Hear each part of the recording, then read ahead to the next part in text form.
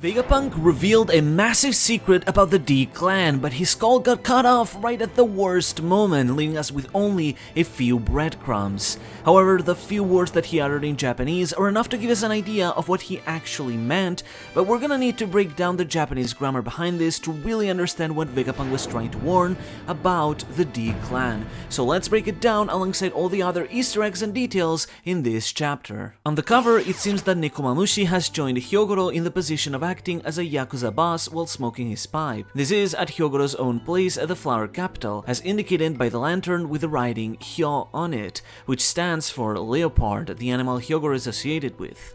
Despite being a dog, Yamato has no issues getting alongside this big fluffy cat. On Pirate Island, a pair of pirates are talking about potentially finding sunken treasure in the sunken world. However, one of them mentions that this sunken gold city would only be found in one spot rather than all over the world, so looking at it would still be hard. This is in fact a reference to Shandora. As you might remember, Nolan came back to Jaya only for half of the island to be missing. We now know that the island was shot up into the sky by the knock-up stream, but Nolan believed instead that the island sank to the bottom of the ocean, so he told the world that the island must have sunk. That myth persevered, and it is now known across the world that the city of gold from Nolan's tale sunk to the ground, which most dismissed as the ramblings of a lunatic. Then in this case, these pirates, they do want to believe in the romance of this golden city still existing under the sea, unbeknownst to the fact that it's up there into the sky. And in a fitting fashion, we actually get a brief cameo by the Saruyama Alliance, or Monkey Mountain Alliance, a reference to the Mont in Mont Blanc. As we saw in a previous cover story, Cricket, Masira, and Shoujo decide to move on from Jaya and search for new mysterious lands, previously having been in search of Nakrowa, the land of dreams, another fantastical place. In this case, he is fascinated by lost lands that existed even beyond Nolan, adding even more romance to this world. However, let's backtrack a little bit. Going back to the panel of Hachinosu, you can actually spot there what looks like to be Don Krieg, but not just him. Accompanying him is actually Gin. Yeah, Gin. After all these years of memes,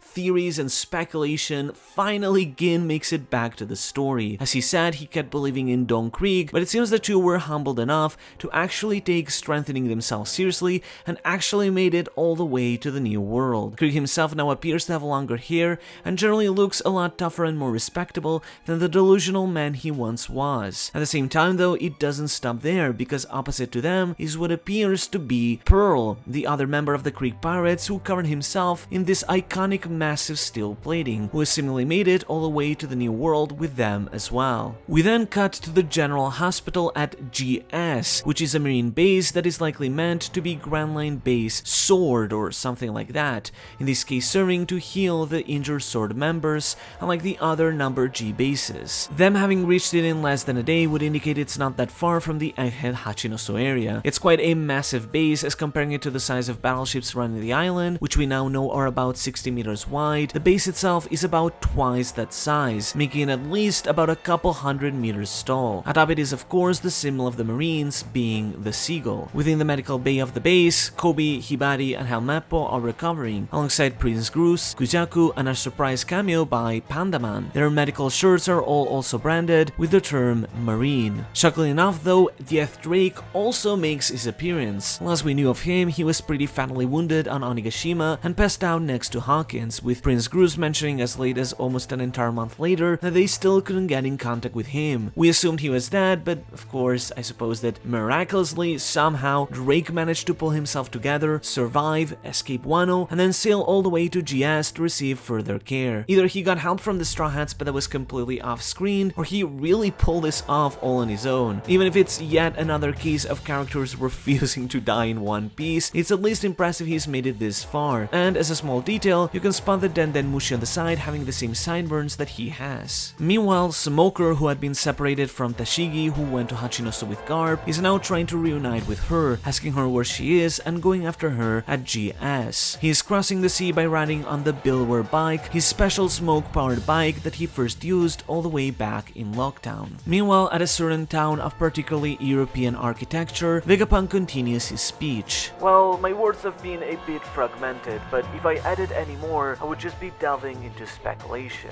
In response to this, one of the citizens demands, "Tell us, what is that Roger left behind?" On the back of his jacket is the writing Ittai Nanio, which in Japanese translates to "What the hell is it?", referring to the very very sentence he is uttering, asking about what the One Piece is. Meanwhile, as Stussy dissolves the lava face frontier dome, Zoro and Jinbei are about to reach the ship but are surpassed by Nasuzuro, who arrived onto the lava face by using Geppo and then rushes in an attempt to cut the Thousand Sunny. The Straw Hats even mentioned that they heard some great noise before, likely being Nasuzuro cutting the lava face in half. You can also get a really good feel for just how massive the transformed versions of the Gorosei are, as you can see how massively Nasuzuro towers over the Thousand Sunny. It seems that as part of the transformation, just like his clothes, his sword also grows in size as well. In this case, however, Nasuzuro is stopped as Jinbei propels Zoro with an attack called Gyojin Jujutsu Kataguruma. This is a new move of Fishman Jujutsu which literally translates to piggyback ride, but in this case it's a pun,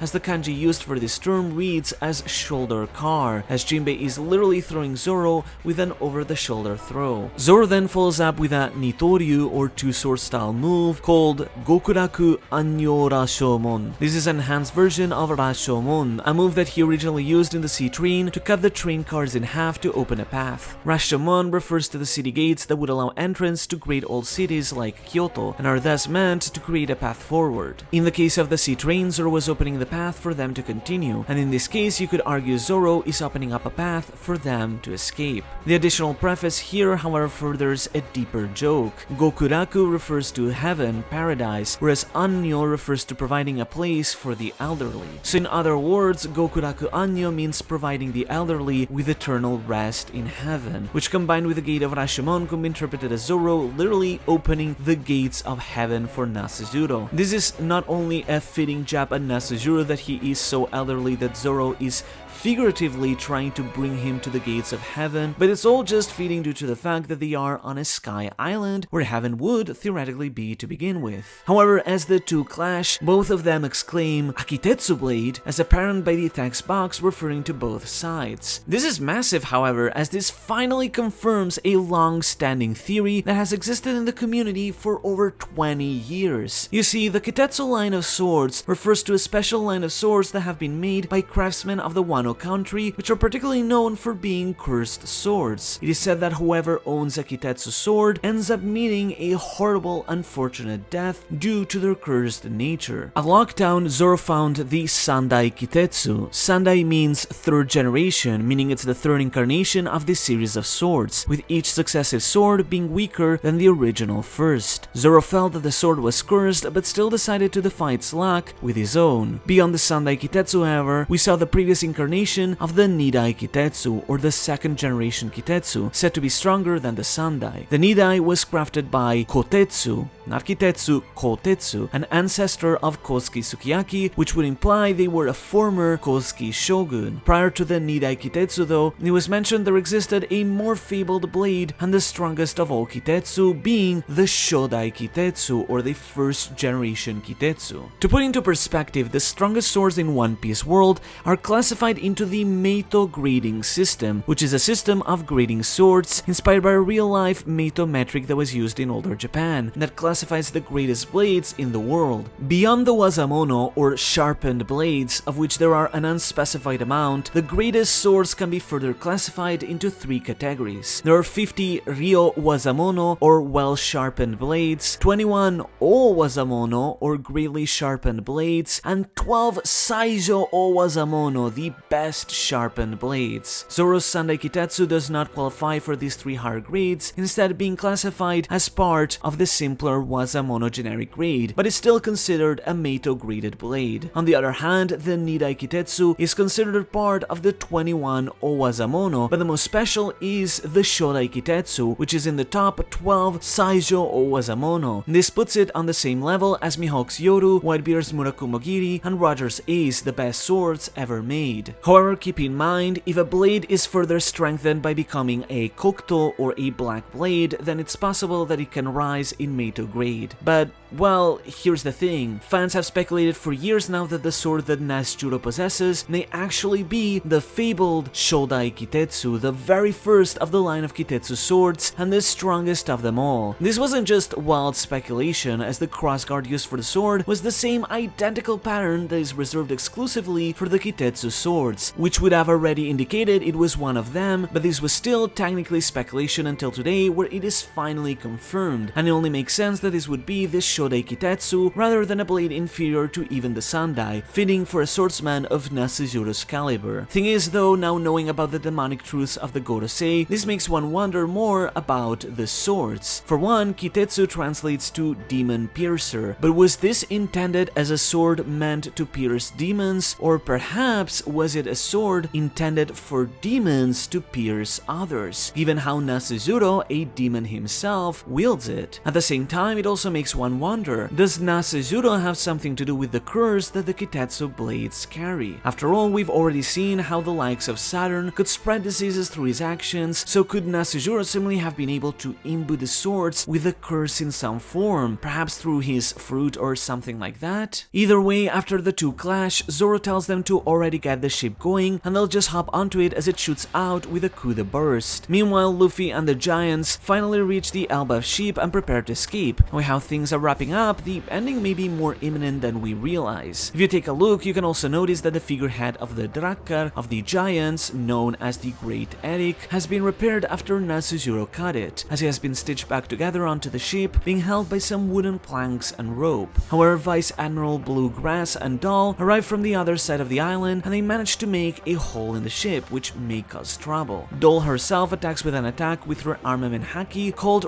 Rock and Roll Blaster, which is the fitting move for her rock aesthetic. The kanji reading for it reads as explosions of soul music. As Vegapunk's main message comes to an end, before we read his last closing words, let's quickly summarize so far everything that his speech has confirmed for the series. 1. Nika and Joy Boy are indeed not the same. The former is a mythical figure, the latter was a real pirate. 2. Joy Boy was a former user of the mythical Nika fruit, and he awakened the fruit, allowing him to be just as stretchy as Nika. 3. Joy Boy originated from the ancient kingdom. 4. Joy Boy was considered the first pirate. 5. Imu has the final ancient weapon aside from Pluton and Poseidon, which would have to be Uranus. 6. The world sunk under the water by 200 meters after an ancient weapon was used continuously. 7. Joy Boy's defeat marked the end of the Void Century around 800 years ago. And 8. Imu's ultimate plan at present is to completely sink the world under the sea in, as the Gorosei put it, a great cleansing. All the Gorosei, aside from Nasuzuro who is above, quickly gather around the Iron Giant in an attempt to close the transmission. We see yet another country of Eastern appearance reacting to Vegapunk's words. Given the tall peaks and the architecture, it's possible this may be the Kano country, the country from where Donsai of the Straw Hat Grand Fleet originates, which is inspired by real-life Korea, known as the Kan country in Japanese. Focusing on Vegapunk's message though, in his final words, he mentions, "And one last thing,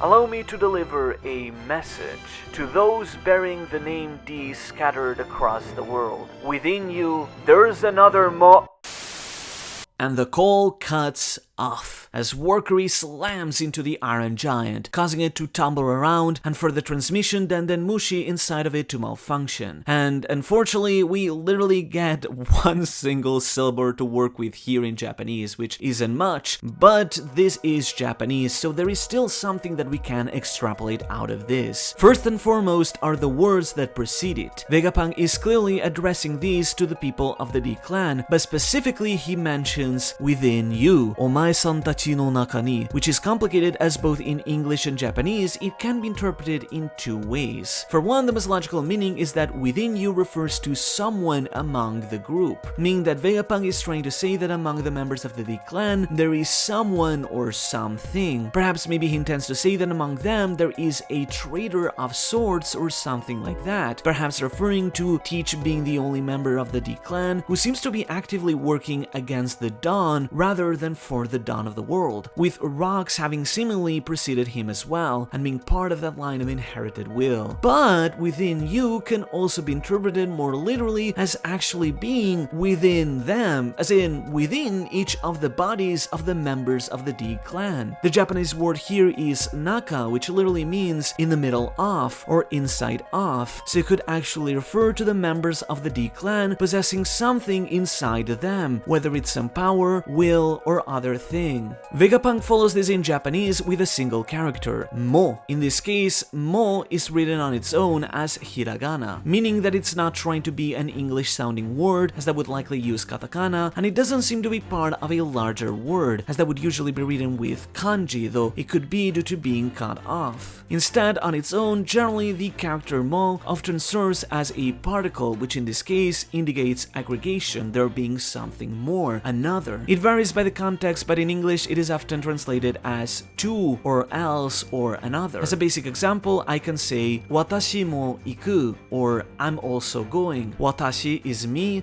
iku is to go, so mo here can mean also, I'm also going. So in this case, Vegapunk's words could mean within you is also a, or within you is another something something. So the possible readings here are either one, the most obvious interpretation, being that Vegapunk is saying that among the D clan there is another. As we mentioned, this first reading could be read as perhaps there being an additional traitor within them, or something else that stands out. But if we go by the second reading though, we could take it that the members of the D clan have something additional that exists within them, literally inside them, or something else that isn't part of them entirely. What comes to mind to me is the fact that it was mentioned that the D clan carry inherited will within them. Though inherited will isn't specific to the D clan, it simply refers to all those who have inherited someone else's dream. The D clan generally seems to bring forth the will of the D, the will of their ancestors, which seems to be the will to wish to bring the dawn of the world, as even Lily herself mentioned. But generally, as we understand it, inherited will is more of an abstract concept, right? But what if there's more to it? Something more physical? After all, according to Rocinante, the D clan are the Fateful Clan, a clan that seems to have some influence over fate. Several characters have pointed this out in regards to Luffy, with how he seems to be able to influence fate in some way or another to always survive no matter the impossible odds, with many wondering if he has fate on his side beyond just pure luck. This makes them the natural enemies of the gods, the celestial dragons. The one could read this as being the enemies of nature herself, the sea, or in other words, Imu, as we've long since speculated. But perhaps think about it this way. It's more obvious than what you may think. What if what Vegapunk actually meant is that we may also exist within the D clan is actually the